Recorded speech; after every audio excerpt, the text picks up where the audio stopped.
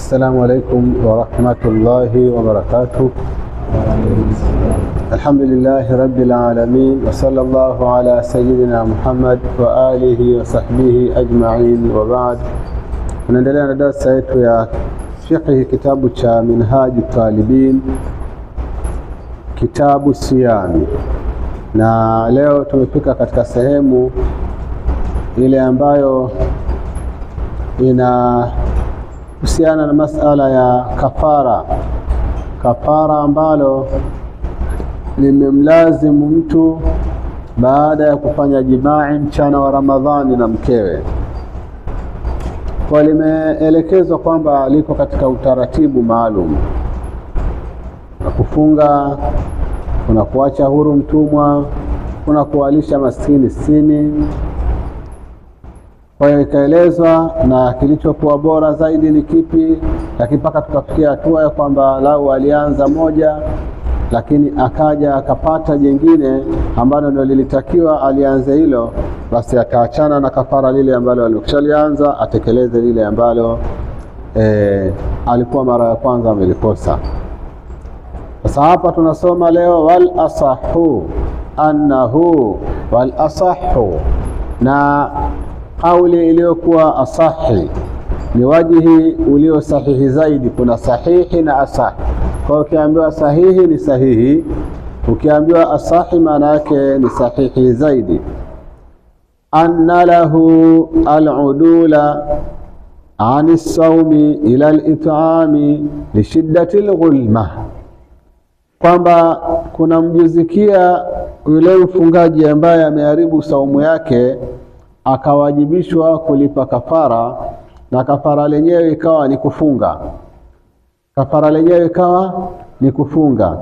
Basi kauli iliyokuwa sahihi ni kwamba anaruhusiwa yeye kuhama kutoka kwenye kufunga ila al-it'ami, kwenda kwenye kulisha, lishiddati al-ghulma, kwa wingi wa matamanio. Ghulma ile hali ya mtu kuwa, kama ni lugha ya Kiswahili sijui mnahitaji Kiingereza, mtu homoni zake kuwa ziko juu zaidi, yaani mtu anapenda hayo mambo. Kama ni lugha ya kina Mwinyi wanasema ana ukwiru mwingi. Ndio ninavyosikia wanatumia hayo maneno hayo. Kwa hiyo kwa mtu ambaye ndio automatically yake ana huo ukwiru, basi sheria inaweza kumruhusu yeye kwamba badala ya kuanza na kufunga ikawa yeye moja kwa moja anaenda kwenye kuwalisha maskini 60. Maanake kwamba hataweza, atafunga mwaka mzima huyo. Atafunga siku 20 atayaharibu, atafunga siku 15 atayaharibu. Sawa Kwa basi awalishe maskini 60. Wa annahu la yajuzu lilfaqiri sarfu kafaratihi ila iyali, na kwamba mambo yalivyo kumjuziki fakiri kulitoa kafara lake kwa watu wa nyumbani mwake. Kashafanya la kufanya, atakiwa awalishe watu maskini 60, akachukua kama ni huo mchele ni kitu gani, akawa anawapa wanawe pale nyumbani, watu wanakula. Kafara hilo halitozingatiwa kama kafara. Nasema wal asahu anna lahu al-udula an as-sawm ila al-it'am li shiddati al-ghulma wa hiya bighaynin mujama madhmuma, ni aini iliyotiwa na kitone tena yenye dhumma, wala min na lamu sakina yenye sekina. Ni nini? Shiddatul hajati ila nikahi, ni ile haja kubwa kabisa ya kufanya jambo. Hapa nikahi ni kwa maana lile jambo, ikawa mtu anakuwa na hivyo. Anasema li anna hararata as-sawmi wa shiddatil ghulma qad yufriyani bihi ila al-wika'i, kwa sababu joto la saumu lakini pia na wingi wa ile haja matamanio huwa vikapelekea ila al-wika'i bihi, kwenye kufanya nini? Kwenye kujamii. Walau fi yawmin wahidin min ash-shahrayn, japo katika siku moja miongoni mwa zile ile miezi miwili. wadhalika yaktadhi istinafu huma, na hilo litasababisha sasa aanze upya libutilani tatabu, kwa sababu imeambiwa shahraini mutatabi'ain. Ikishakuwa amefanya tendo itabidi sasa ikatike ile tatabu, wa huwa harajun shadidu, na hiyo sasa itakuwa ni dhiki kubwa, ni dhiki kubwa. Pengine kashafunga mpaka kafikisha siku 45 alafu akazidiwa, aanza tena moja, ndio akaambiwa basi afanye hivi. Wafani la li'annahu qadim ala sawmi falam yajuz al-udulu anhu ka sawmi ramadhana. Wengine wasema maadamu anaweza kufunga afunge tu, lakini hii itakuwa na maslahi zaidi hii ya kumruhusu, kwa sababu vile vile sheria imekuja kwa ajili ya kuleta masalih na sio madhari, dafi al-madhari, kuondosha madhara na kuleta maslahi. Sasa mtu anaweza fikia mahala ikawa ni mtihani kwake.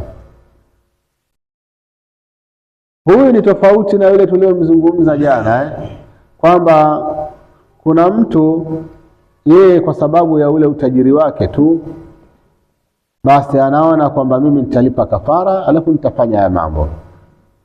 Si kwamba labda kuna mtu vipimo kabisa vya madaktari vimeonyesha kwamba huyu bwana huyu hisia zake ziko juu.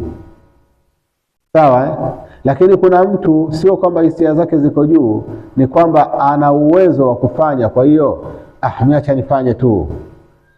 Hawa ni watu tofauti. Kwa hiyo huyo ambaye hisia zake ndio ziko juu tayari ni tatizo la kimaumbile, huyu ndo ambaye tumempa udhuru kupitia kitabu hiki kwamba yeye anaweza akaachana na kufunga kafara lake akatekeleza kwa kuwalisha maskini 60. Lakini pia asema wa annahu la yajuzu lilfaqiri, na kwamba sahihi ni kwamba hakumjuziki fakiri sarfu kafarati ila iyalihi, kutoa kafara lake kwa wale watoto wake, kazakati wa saidi kafarati, kama vile zaka na makafara mengine uweze kuwapa watoto wako. Wa amma qawluhu sallallahu alayhi wasallam fil khabari at'imuhu ahlaka, kisa tumekitanguliza kule nyuma kwamba yule bwana baada ya kukosa akaja mtu na kijikapu cha tende akapewa yeye, akaambiwa nenda kakitoa hiki, bado akalalamika akasema mimi mwenyewe ndio ni fakiri kushinda mafakiri wote wa mji huu, akaambiwa basi kawalishe watoto wako. Fa fil ummi, katika ummi, al-ummi ni kitabu cha al-Imam Shafi'i kinaitwa al-Ummu. Kwa hiyo katika kitabu hicho fi Rafi'i, katika Rafi'i tamalu annahu lamma akhbarahu bi faqrihi sarafahu lahu sadaqatan, yawezekana kwamba baada ya kumtajia ufakiri wake kwamba hapa mjini mimi ndio fakiri wa watu wote, ndio maskini zaidi, mimi ndio mwenye hali ngumu kushinda watu wote, basi pale Mtume sallallahu alaihi wasallama sarafahu lahu, alimpa kile kikapu cha tende sasa kumpa yeye sadaqatan, hali ya kuwa ni sadaka. Mambo ya kafara yakawa sasa yameisha, ikawa ni sadaka amempa. Au annahu malakahu iyahu, au kwamba alimmilikisha yeye, wa amarahu bitasadduq bihi, akamwamrisha kutoa sadaka. Falamma akhbarahu bifaqrihi adhina lahu fi sarfiha lahum lil'alami biannaha inma tajibu ba'da alkifaya. Kwa sababu gani? Ni kwamba hiyo zaka au kafara au kitu chochote kukitoa nje ya wewe mwenyewe ni baada ya kuwa wewe mwenyewe umepata cha kutosha.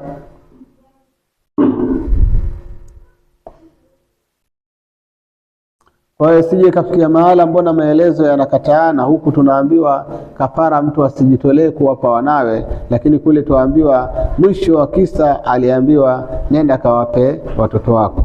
Basi kuna mazungumzo ya namna kama hii. Babu saumu tatawwu, mlango wa saumu ya sunna.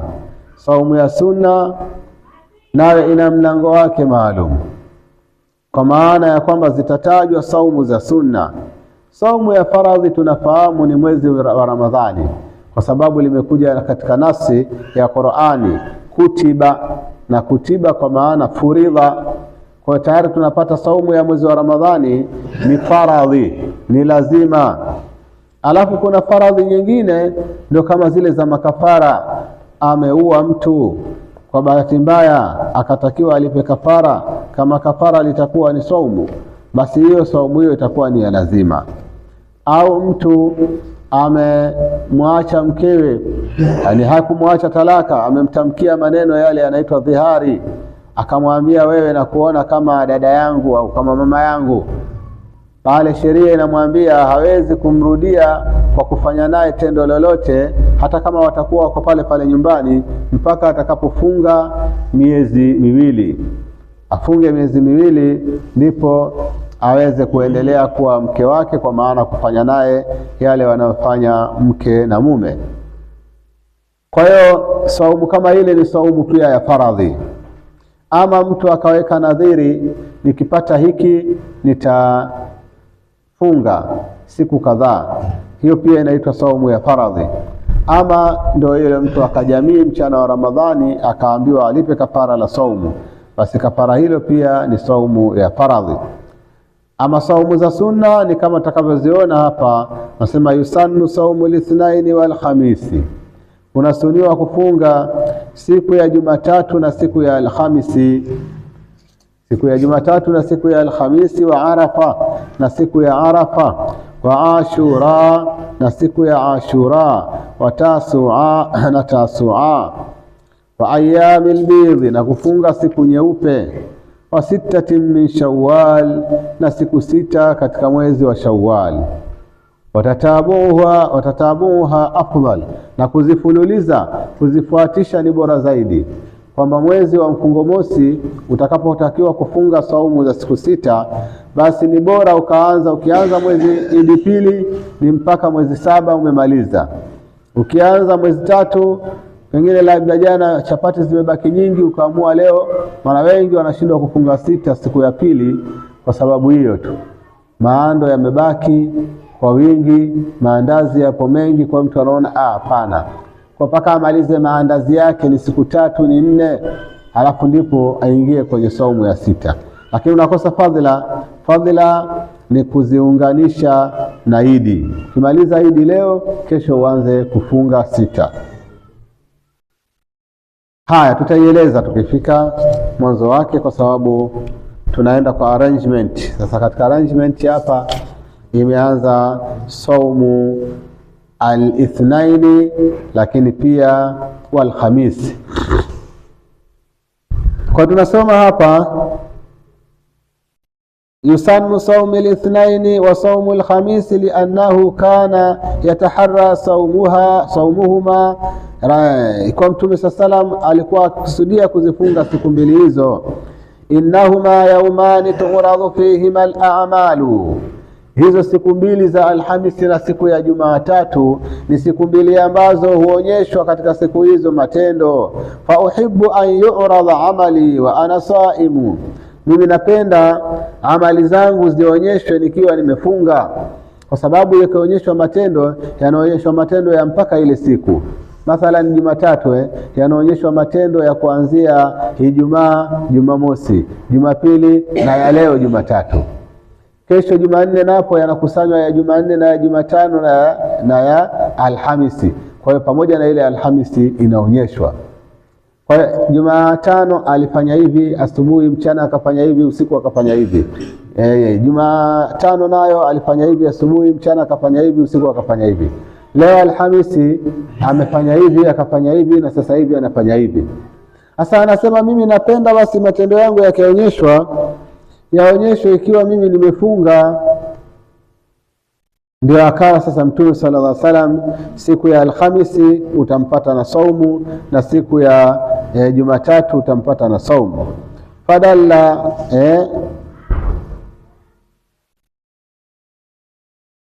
walmuradu, na makusudio arduha ala Allah ta'ala, sawa kuonyeshwa kwa Mungu. Wa amma raful malaikati la fa innahu fi lailati marra wa fi nahari marra, wala yunafi hadha raf'aha fi Sha'ban kama fi khabari musnad Ahmad annahu sallam sa'ala an ikthari sawmi fi Sha'ban.